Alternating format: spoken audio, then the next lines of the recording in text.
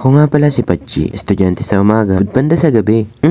Pagpasok ko pa lang, kita ko nga agad yung heartthrob sa school namin. Kung sa pabaita naman, wala nang tatalo dito sa classmate ko na to. 3 lang naman ang puyo niyan sa ulo. Ito na pala yung day 2 ng mockboard namin. Excuse lang nga kami niyan sa PNP, sa pinagjujutihan namin. Board na kasi talagang tapusin to. 4 na major subject nga ang iti-take ko ngayon. Kaya maga pa lang, nasa school na ako. Nai-excite nga ako sa magiging resulta nito. Dito kasi nakasalalay ko, itutuloy ko pa ba yung pangarap ko? O mag-a-adonis na lang ako?